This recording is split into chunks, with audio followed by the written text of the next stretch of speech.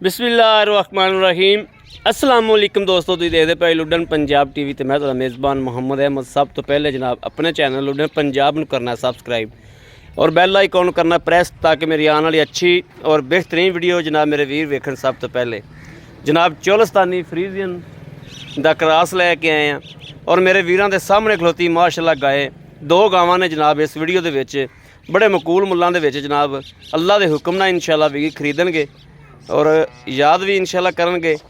यह जनाब वैड़ी कल शाम नूं सूई है, चोलस्तानी फ्रीजियन क्रॉस है, फुल बरीक वैड़ी है, थन बड़ा सोहना और दूसरा वारा जनाब इन्हें डिलीवर किया है। यह जनाब थन देखना माशाअल्लाह कि मंजे दे पाव्यां तरह जनाब माशाअल्लाह थन खड़े ने और है भी मुठदे ने बड़े सोहने ते लाजवाब माशाअल्लाह। बाकी नसीबां दी गल है जी, वैड़ दी लाम वेखनी, कद वेखना है और अज मुल वेखना है कि मुल की हुंदा पिया है। इंशाअल्लाह अल्लाह दे हुक्म नाल हलतर परसों सूई ये बोला वा चाह नहीं बनती इंदी हलतर, लेकिन 5-7 दिन खलो के इंशाअल्लाह इंदे कोले 18 किलो दुध मौजूद होवेगा। अज 14 किलो दुध है, 18 किलो इंदे वास्ते अल्लाह दे हुक्म नाल मामूली केस आराम नाल देवेगी इंशाअल्लाह। लेकिन अज जनाब बोला जिहड़ा वो 14 किलो भाई अकरम के डेरे ते आए हैं, चुआ के देगा इंशाअल्लाह। भाई अकरम छड़ के टोरियो मड़ा जा। भाई अकरम कदों सूई है? कल शाम नूं सूई। की दिता सो? वच्छी है जनाब। टोरा भी वेख लेना और अज मुल भी जनाब बड़ा मकूल होना, बड़ा मकूल मुल जनाब। मगर वच्छी है, टोरा वेख लेना। टोरा बड़ा माशाअल्लाह बेहतरीन और प्यारा टोरा, किसी पास लगा नहीं, लेना नहीं, देना नहीं।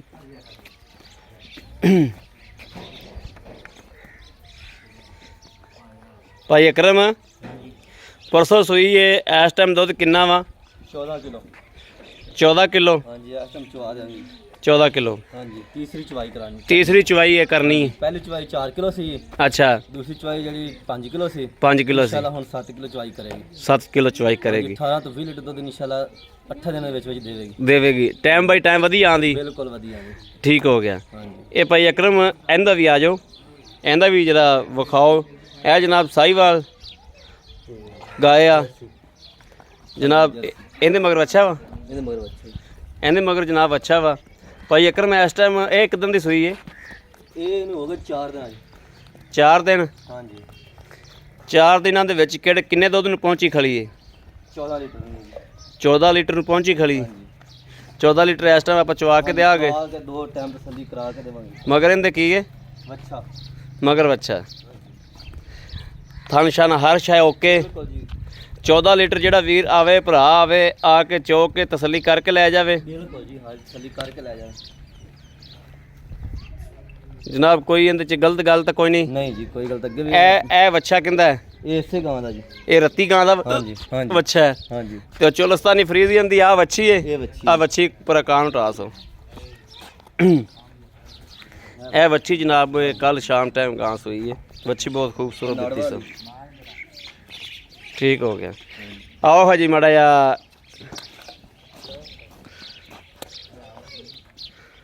अस्सलाम वालेकुम जी, वालेकुम सलाम।